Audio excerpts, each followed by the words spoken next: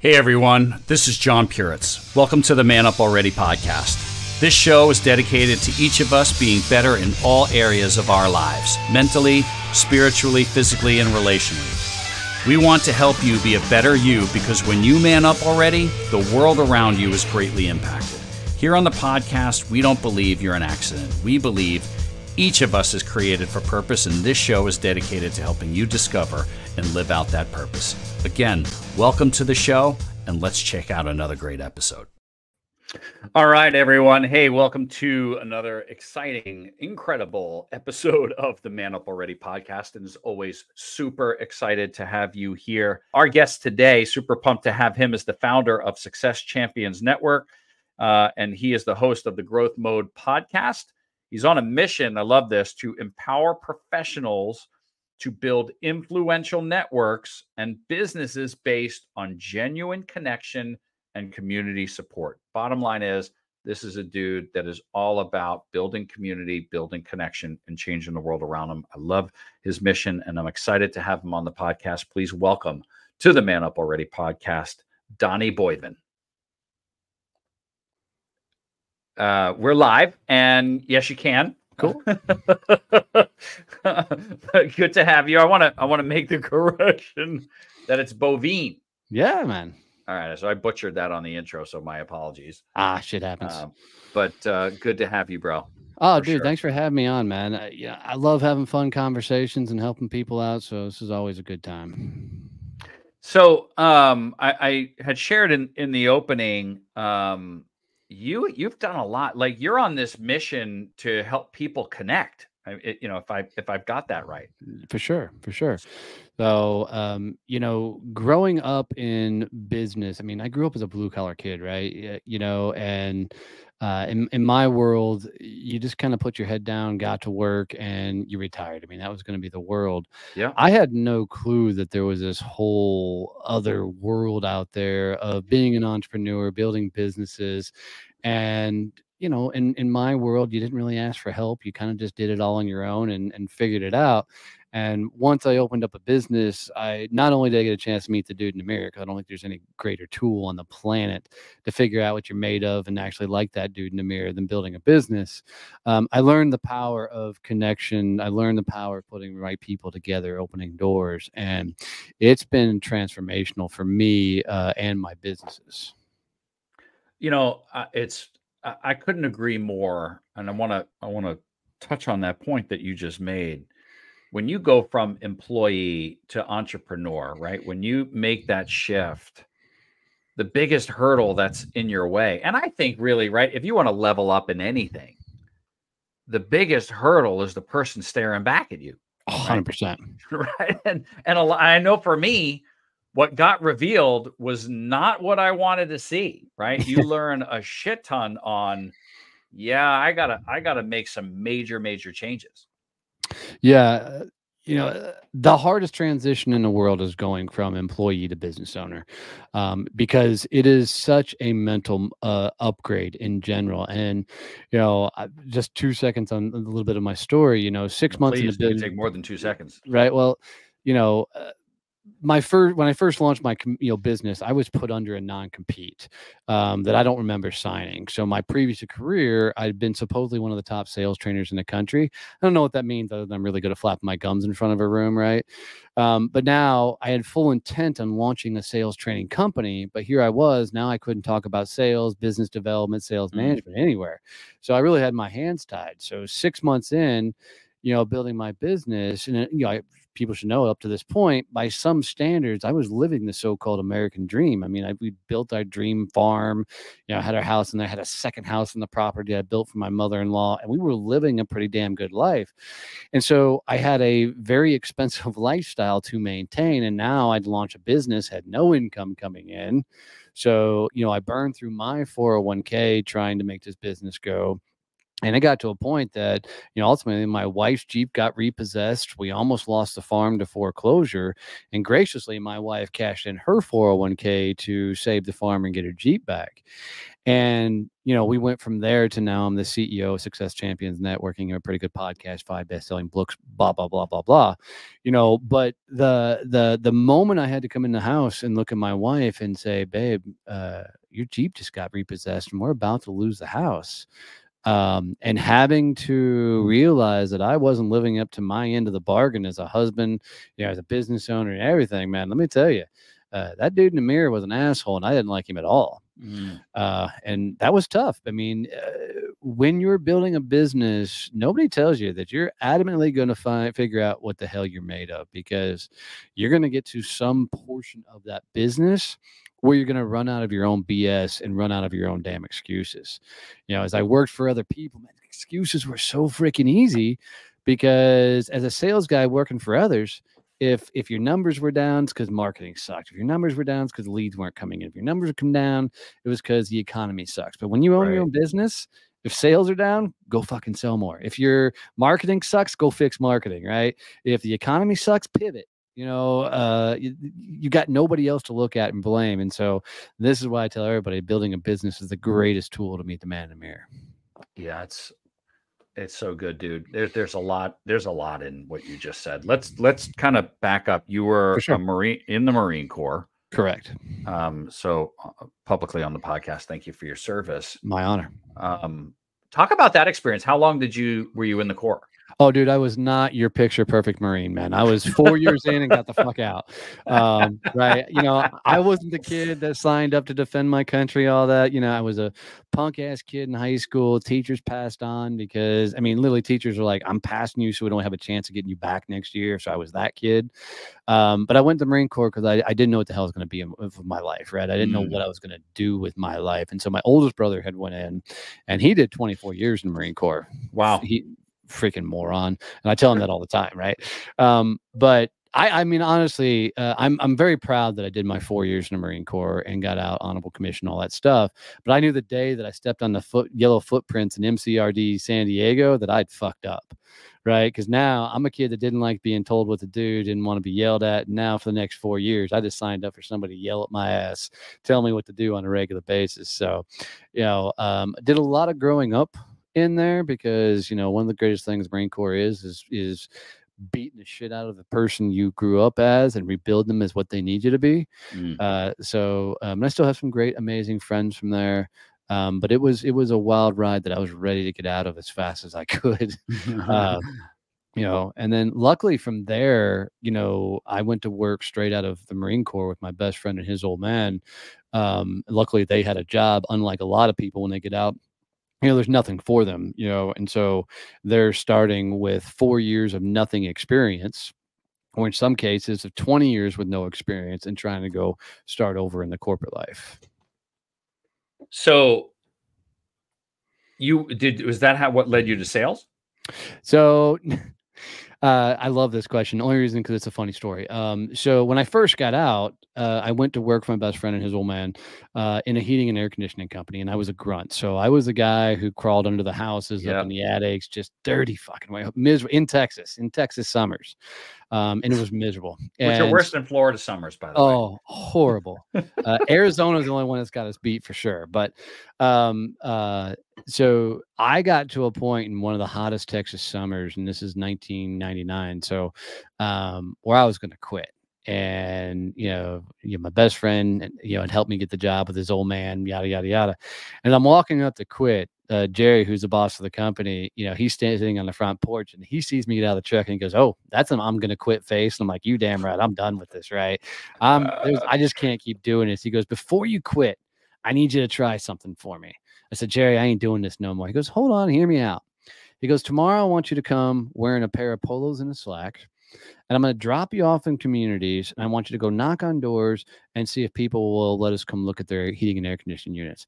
I said, "Wait, I don't have to climb up in the attics or down in the basement areas and get all dirty." He goes, "No."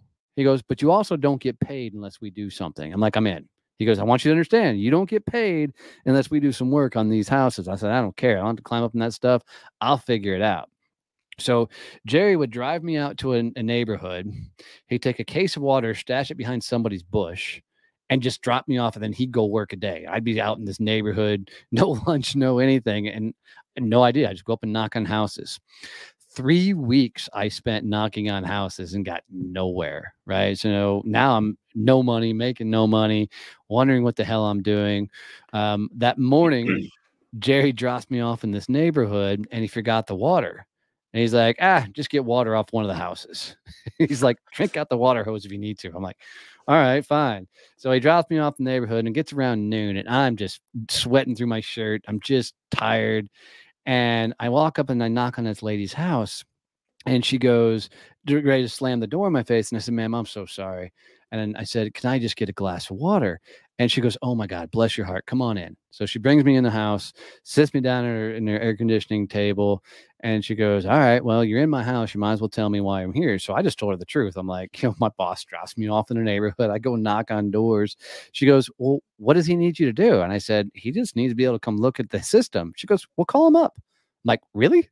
She's like, yeah, call him up and tell him to come by. So I called Jerry up. I'm like, you're not going to believe this shit. He goes, what? I'm like, she said, come by. He goes, really? I'm like, yeah, come by. So Jerry comes over and we do like a small little job. It was like $100 job. And I think I made $5 or something. But for the rest of that summer, I had to piss really bad because every house I walked up to, all they kept saying is, can I get a glass of water? They were like, oh my bless your heart. Come on in. So that's how I got into sales was I just stumbled into it really, at the end of the day. Literally. Yeah. Amazing. Gosh, it's so, and then you did that for 20 years. So I did the door-to-door stuff, HVAC. I did that for 2 years. I took that company from 300,000 to about 3 million because I took them into commercial and we did some other things once I figured out. I didn't have a knack for sales. I just had a knack at getting into conversations, which really, really helped me. But we ended up doing this massive install for a local pharmacy. And we were a 3-person company, right? So we weren't a massive anything. And when the district manager for this pharmacy came and saw that we had done this job, he looked at me and goes, how the hell did y'all get this job? And I said, I knocked on the door, said hello. And he goes, seriously? He goes, y'all ain't that big of a company. I mean, our work trucks had stickers on the side. They weren't really wrapped or anything. And he goes, impressive. He goes, are you looking for other work? And I said, well, I'm always open. So within the next week, I was flying to St. Louis to interview for a franchise sales job. So I ended up going to work for Medicine Shop International, which was a Cardinal Health company, and sold franchise for a number of years. Grew that company from $80 to $100 million. And then I got corporate downsized with that career. It's through the buyout of a Cardinal. Vice president of sales and I did not get along at all. Young punk ass kid. I told him I could outsell every one of his guys, and he determined I wasn't a culture fit. So came home, bartended for a couple of years, met my wife bartending, and then I was legit hired out from behind the bar to go sell commercial printing. One of my regulars kept coming through. Jane Miranda happened to be a vice president of a commercial printing company called Global Group. And, I kept my resume underneath the bar top because I was determined to get back into kind of the corporate game. Yeah. And she came by one day and she said, you still looking for a job? And so she hired me in to do commercial printing. And then I grew a massive division from scratch. And then my last career is I got out of commercial printing and I went for an organization called Sandler Training. And I did that all the way up until I jumped out and launched my own company. So I say often that success is built on a chassis, right? Okay. That the fundamentals of success apply anywhere. And you're living proof, right? Your story is just a testament to that. So I learned early on when I left public school teaching and I got into becoming a financial advisor, I learned you got to talk to people. You got to be able to have a conversation. There's a very, I think, a specific way of having a conversation that people can relate to you versus how often do people just open up their mouth and vomit all over someone and you repel people versus attract people. So, but you learn that through going through your process. What would you say are some vital skills that are, I think literally there's a podcast episode on here from last year called Sales Skills or Life Skills. What are some things that you take away and go, these are really important as you're building life? So number one for me is curiosity. I'm fascinated with the people's lack of giving a shit about another person. Mm, You can think about if you look at it from let's go even a networking perspective. People go to these networking events, these after hours, and they're taught that you should learn some sort of pitch, like how to pitch your business and explain to people what you do. Well, right. it's the stupidest thing on the planet, right? This isn't Shark Tank. You don't need a pitch, right? And if you pitch, it's all that is a sales maneuver, hoping somebody goes, "Oh my God, where have you been my entire life?" Right. So what I found early on, and everybody knows this, people like to talk about themselves, right? And so the more curious we can get around their world and the things they're into, the more we can understand what makes them tick, what makes them, achieve the things they want to achieve. And at the end of the day, people buy you and then they get what you sell. So by us being curious and really wanting to understand their world, you just get to learn a lot more about the individual. I mean, because let's be honest, people wear two personalities. There's usually a work version and then a home version. And for me, I want that all to be one personality. And the only way Yeah, I I can agree. do that is get extremely into their world and understand who they are as a person, and it's one of the most powerful moves on the planet. But people are so transactional in nature, and they've got to sell, sell, sell, sell, and call it networking. So this is what I've found over the years is you got to get curious as fuck with people. And I think the key is you've got to get genuinely, or in the man up already world, is you got to be authentically curious. Like it's got to be real, right? It can't be like, oh, I remember when I was training um, agents, and we would teach. Here's how you have, there's a way to have a guided conversation where you're asking questions. Tell me about your family. Tell me about what you do for work. What do you like to do when you're not working? But I actually care. Like I really Yep. do want to know because that's what makes this person a human being.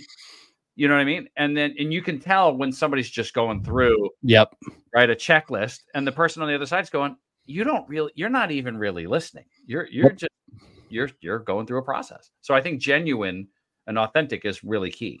So I struggle with the word authentic, and let me explain. Yeah, I think it's a real tragedy in this day and age that we have to say a word authentic because that just proves that we've been grown up in a world where we were taught to be somebody we're not. 100% agree. And it's not about necessarily being authentic. It's about being yourself, and there's a massive difference. I think authentic is a show because you're trying to be something you're not.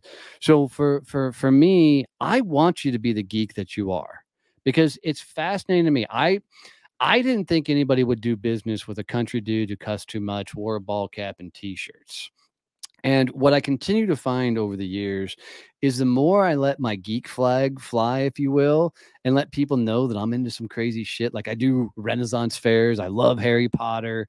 I love fantasy movies, all this kind of stuff. I raise goats and have, baby goats in my social media posts and the likes.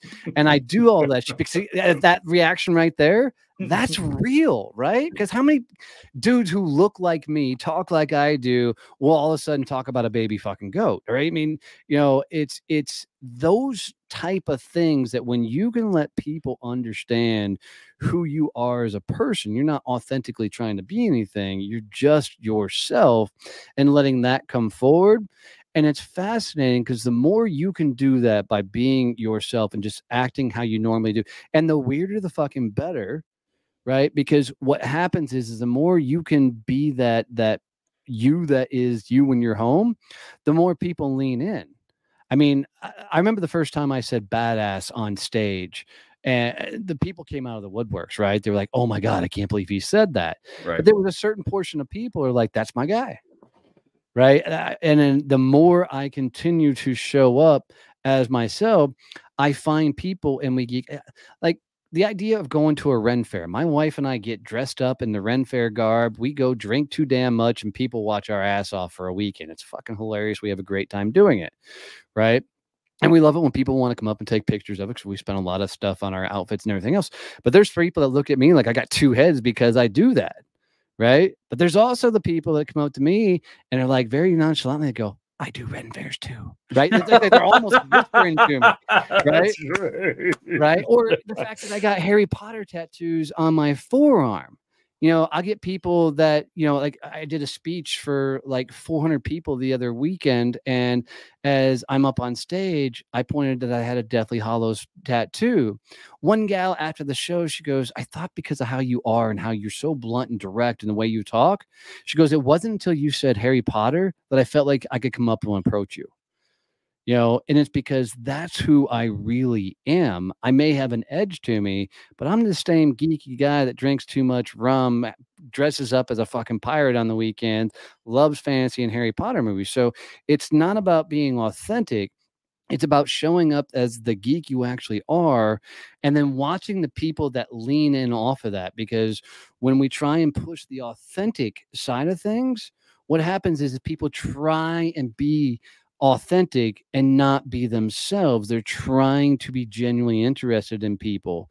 When if they just go into it being curiosity and geeking out and trying to understand, is there something that you both geek out on, whether it's Star Wars, Legos, whatever your geeky shit is, that you can build some really, really cool relationships, but you got to be into it.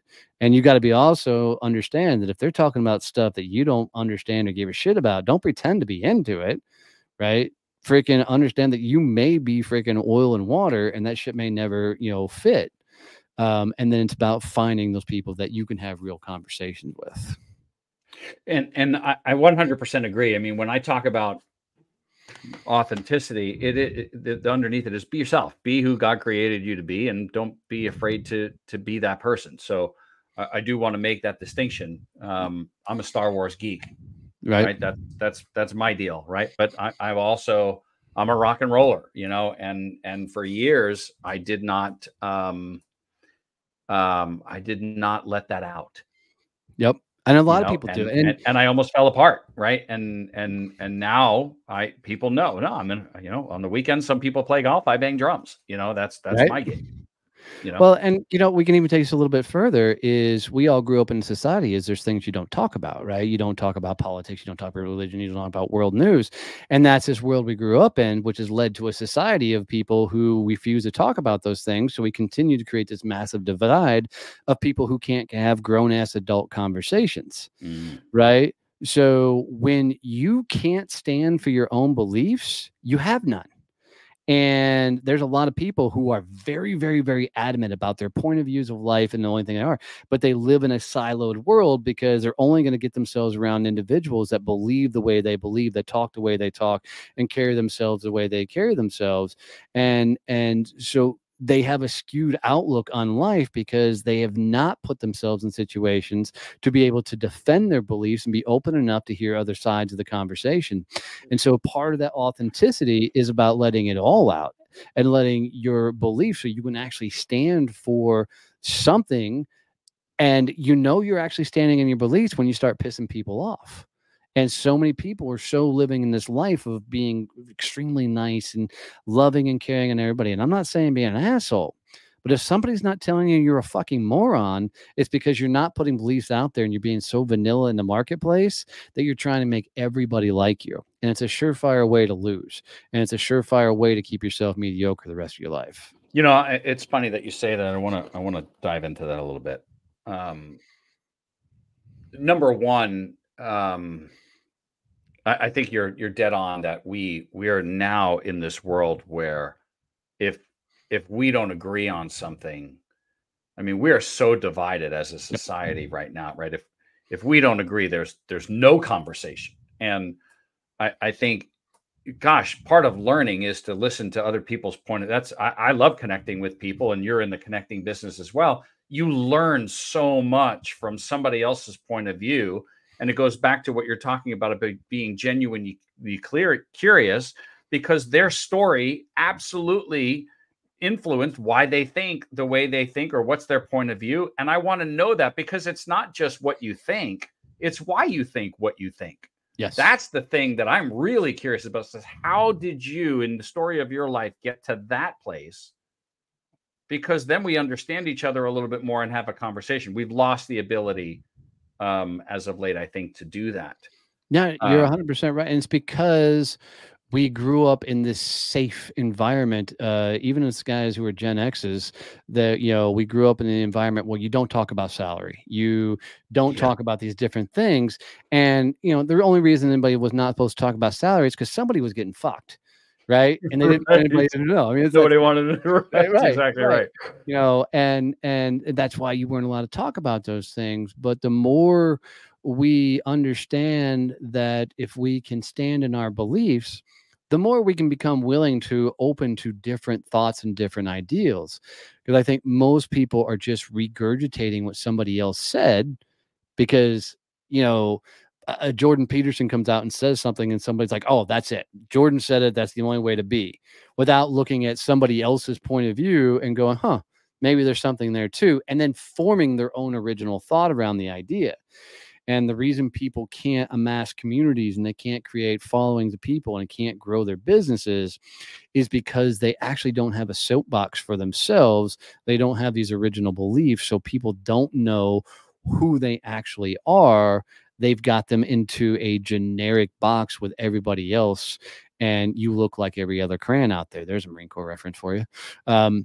But the people, I mean, if you look at successful people out there, if you want to go look at, I mean, at some of your real-time influencers, they're people that have planted their feet on some very hardcore beliefs in the marketplace, and people have really leaned into their way of thinking. Doesn't mean they're right, but they have the courage to put themselves out there. Yeah. I wanted to share this because it's context and relevant.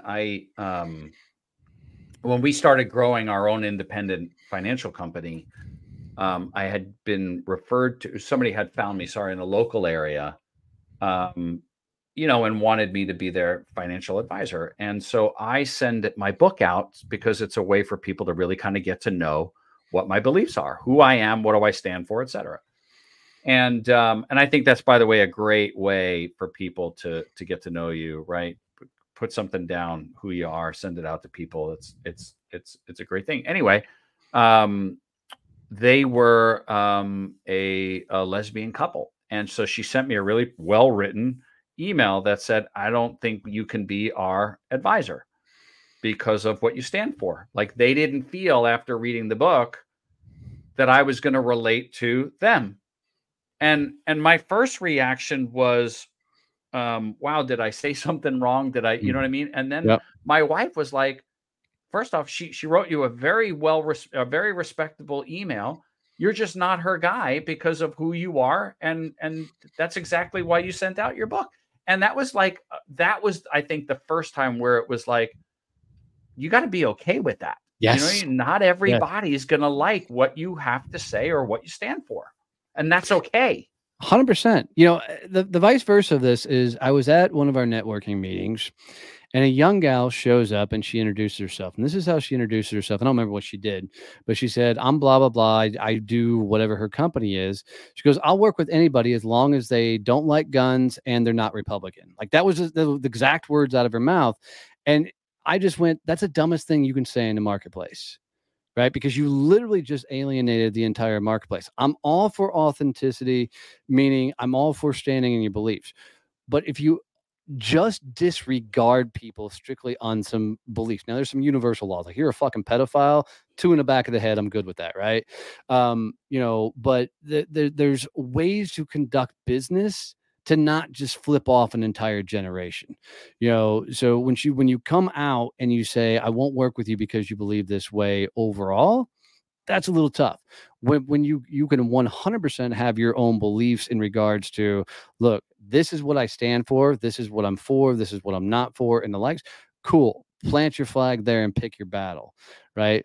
But you can't just come out and be like, I'm just going to discontinue these entire people because they believe in a certain direction. Open a dialogue of some sort so you can understand who you're going to work with along the way. because you are completely shutting down your ability to learn from other people. Agreed. And what was interesting about that scenario is I had no problem that Yeah, was their, you absolutely. know what I That mean? was That was their marriage. Like I've got other clients that are to me, that's your deal. I was yep. not the one judging. What was interesting is because of that I'm a Christian man married, that they made a judgment call that that's how I felt about them, And that's unfortunate because where that's nowhere I their, was saying that. yeah, that's their one-sided belief versus understanding that just because we may be a certain way doesn't believe we believe the entire philosophy of that way of thinking, right? And that's unfortunate for them to not take 2 seconds to have enough courage to say, this is where we stand Do you have a problem because with that? Right. yeah, do you have a problem with that? They immediately shut off the Right. conversation. And I And would have been that's like, what absolutely not. yeah, absolutely, It's right?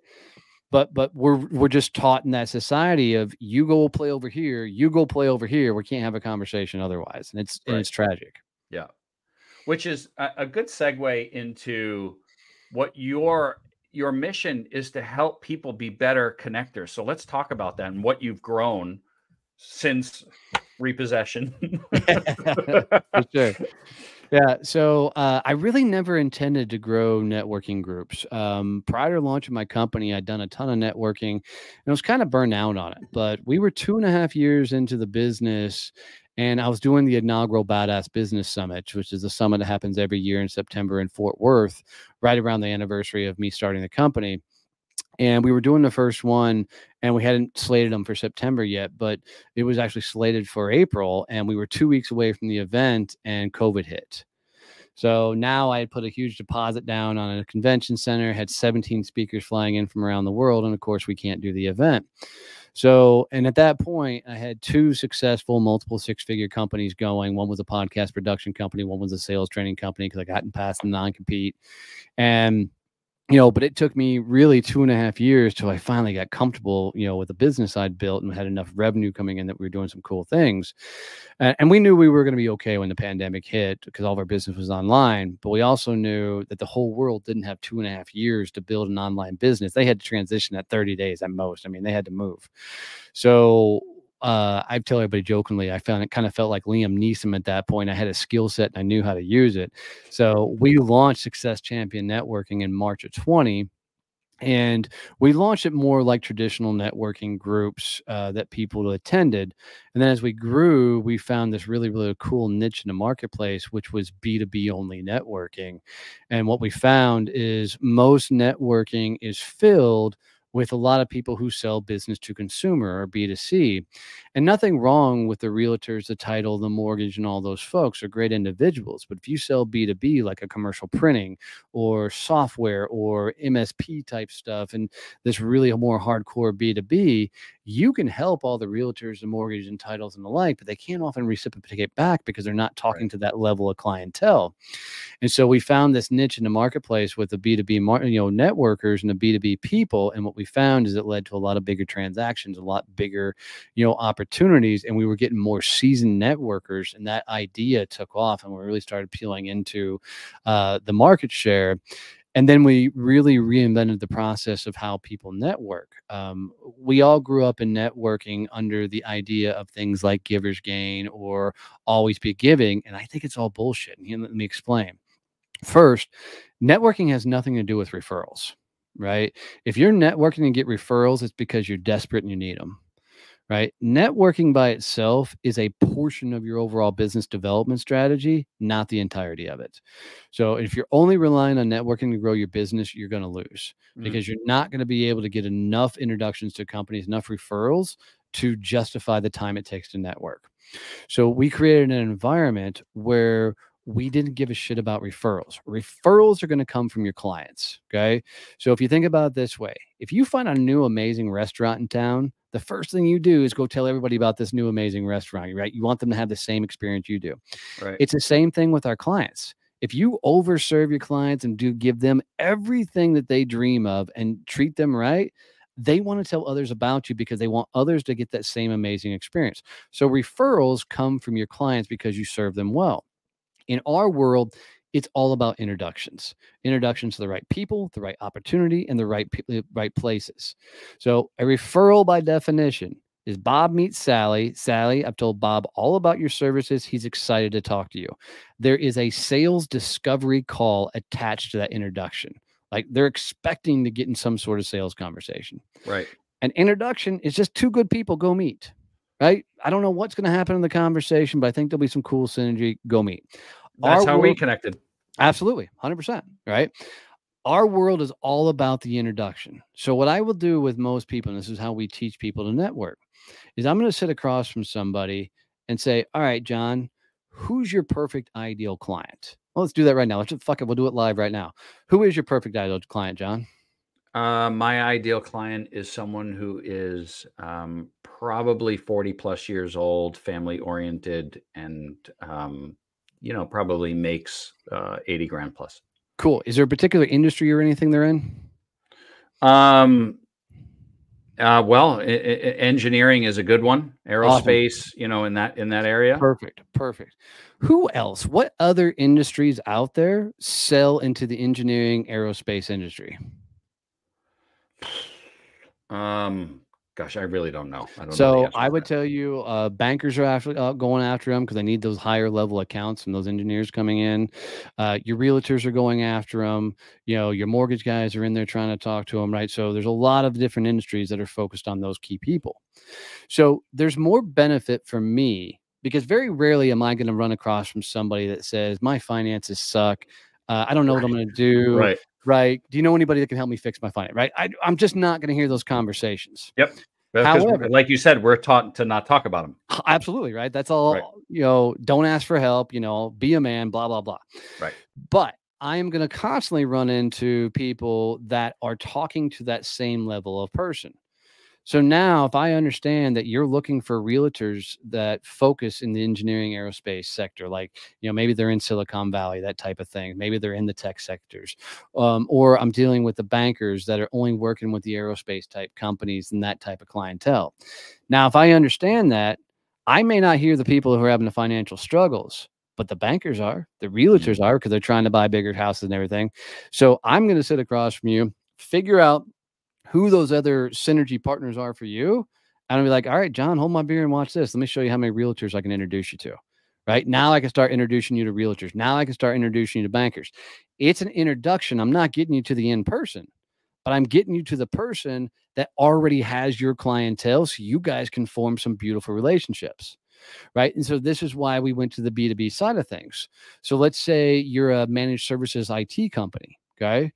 A managed services IT company, they don't need the realtors. They don't need the mortgage people. They need the telecom companies. They need the software development companies. So if I understand that the telecom companies are going after, the same type of clients, the manufacturing, the companies with 10 plus, 50 plus people. I also understand the software company can't handle them unless they're doing $300,000, $500,000 of expendable cash to build an app or something, right? Now I'm introducing people at a whole new level. And so I take the managed services provider, the IT company, and go, cool, let me see how many telecom companies I can introduce you to. Right. I then look at the software company and I say, cool, let me see how many telecom and let me see how many MSPs I can introduce you to. And I can make those introductions all day long because I meet those people all the time out networking. And so now I'm making a bunch of very killer introductions. And what happens is I get the MSP to as many telecoms as I can. I get them to as many software companies as I can. Well, the cool thing is the telecom companies, they also need these software companies. They're going to be synergy. So now you can start hooking those people up. And as you hook those people up, the synergy starts happening. And now you've got three industries that are all going after this same marketplace. And you eventually get to this really cool place where you're all trading business back and forth and real referrals are happening. It's because I was able to get you to those people versus trying to get you to your perfect ideal client. You're creating these synergies. And most networking is around the idea of how can I get at you a referral to your end client when I don't have those conversations you need me to get into. Right. But I can get you to those synergy partners. And then changing that philosophy is why our network blew up. Because we were so B2B focused and we were getting people to understand the power of this extreme level of networking where you're doing some really, really cool things. All right. mean, I just learned something just right there. It's very powerful. And for our listeners, I think the overall message, Donnie, is, I mean, I love your story. I love where you came from and how you've worked and you find your niche. And I think the key is be open to learning. Yeah. Like I find so many people are so fucking closed off in their world to, this is the way I think, or this is how it is, or this is the box. And they build these boundaries and these barriers that don't let in new ideas and new thoughts to elevate you and grow and learn something. I just find it to be, it's so true and also very frustrating because you can watch it with people who are very close to you, that your reality does not have to stay what it is. You can expand it, grow it, you can change it if you're willing to just open your mind to new ideas. And typically those new ideas come from what you're doing, which is people, right? Yes. Connecting and learning and listening. And I just think it's so important. I agree. And let's be honest, if you're still hanging out with the same people you did 5 years ago, you're the same person you were 5 years ago, Mm, right? Your circle has got to evolve. And what people don't want to do, to your point, they don't want to learn. And the best way to learn is to get yourself in rooms and intimidate the shit out of you. But most people, because of their networking journey or whatever else, they're in these rooms where they know everybody in the room because it feels comfortable. They feel like there's somebody because everybody knows who they are. right. And real growth often comes not from getting uncomfortable, it's from getting in spaces that intimidate the shit out of you. Like, I love trying to find the rooms where I don't know a soul and they're kicking ass and like they're doing amazing things, because I'm going to come in almost with my tail tucked between my legs because I don't know where I am in this pecking order. And so now I've got to go shut my fucking mouth, get curious as fuck, and start really getting to know these people so I can find out, is this somebody that I just need to absolutely sit back and learn from because they're doing some amazing and awesome things? Is this somebody I need to form a synergistic relationship from that we can help each other out, right? It puts you in a completely different scenario, but people don't want to put themselves in that position because they like the comfort of their current circles. And man, you've got to get yourself in a situation that if you were to go back to the original people you met when you first got into business, you're going to see that they're in the same place they were because they're not challenging, they're not pushing themselves, they're not trying to evolve into a better version of themselves. And it should almost be annoying to go back and hang with them. Not that they're not good people, but you got to get yourself around the people that are more excited when you win versus want to pick you up when you fall. Yeah. Yeah, two things that come to mind. Number one, the best place to be is the ignorant person in the room, or the most ignorant person in the room. The only place to go is up. And if you're, if you move yourself from, okay, I'm the highest person in the room, and let me, like, to what you're talking about, let me get into a space where I know nothing and everybody knows something. You're always putting yourself in a position to learn more, grow more, be more.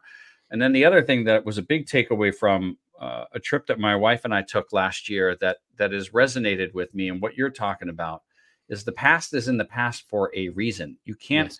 right? You don't go recreate it. You can't recreate it. It was each event and each relationship, and if relationships end or we move on, there's a reason for that. Trying to go back and recreate or it just can't happen. It's over, and it's over for a reason. You've evolved, or it ended, whatever the reason is.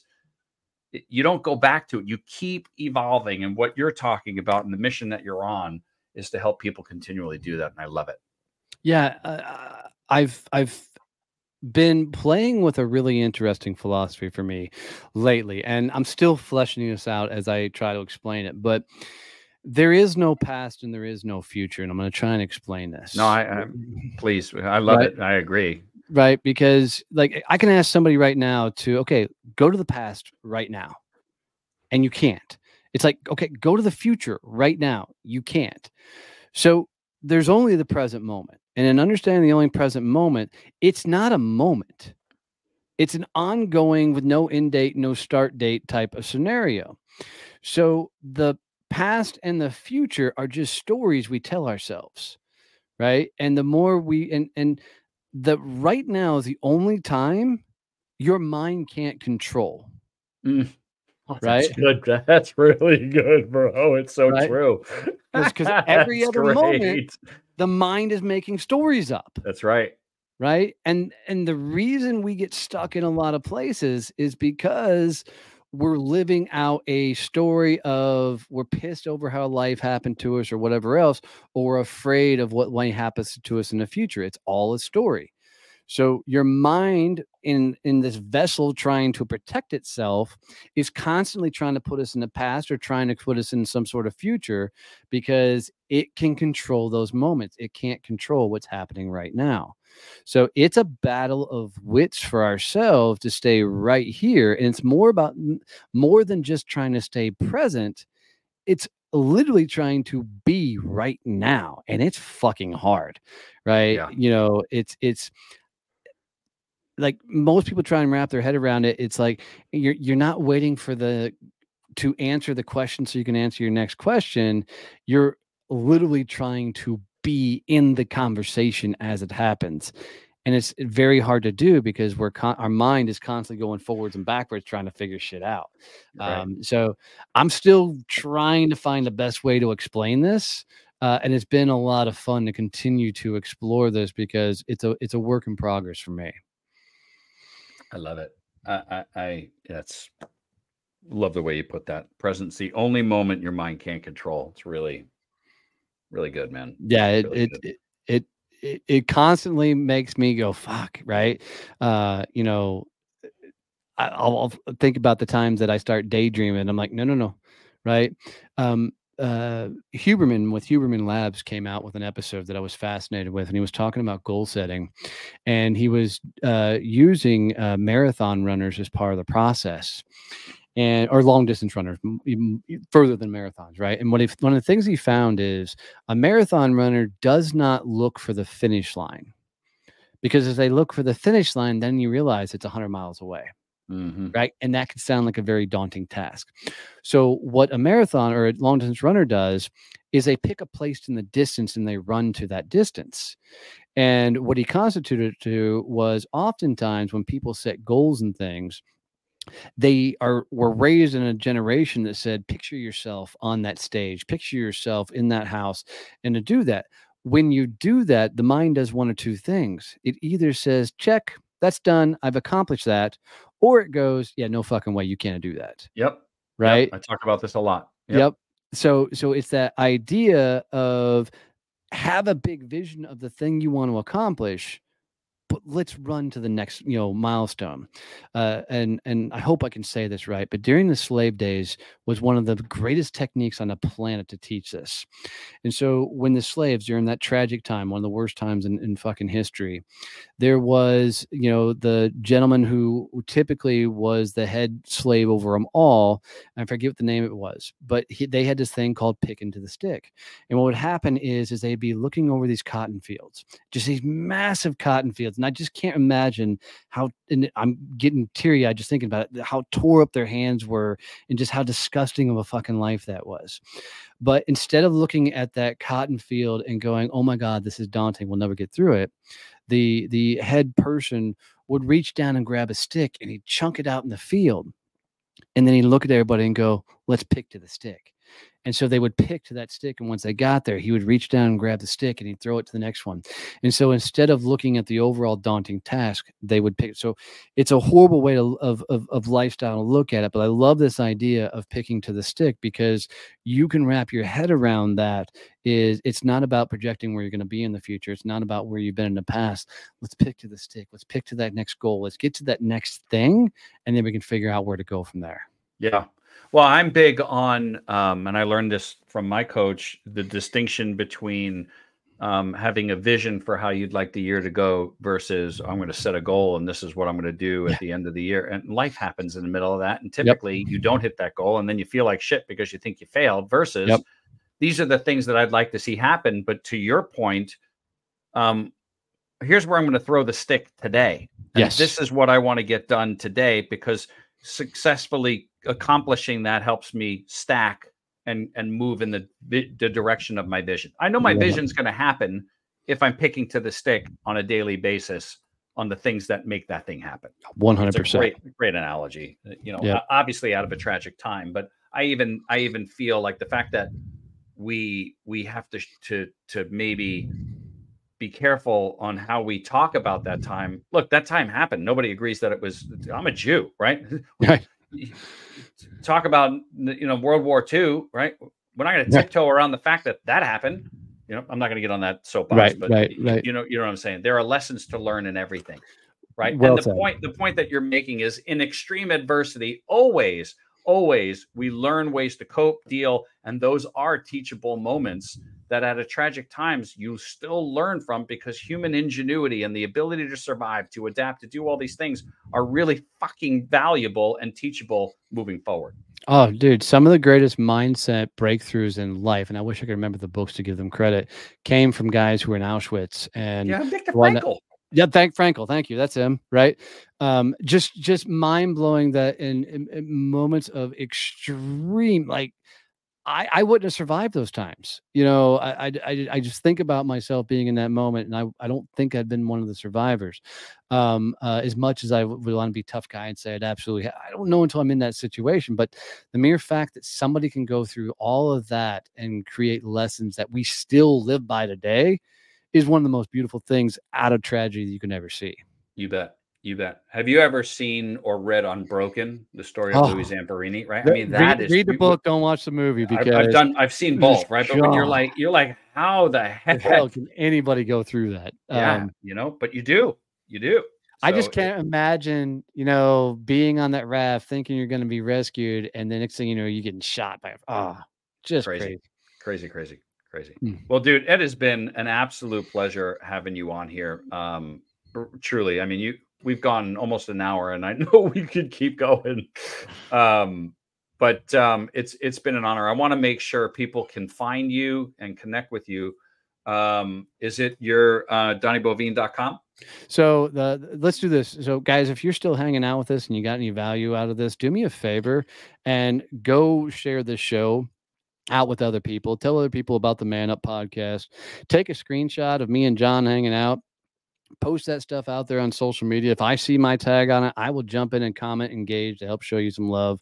But having my own show, I can tell you the hardest thing in the world to do is to build an audience. So if you will share this out, it means the world to them. If you want to connect with me, successchampionnetworking.com is the website.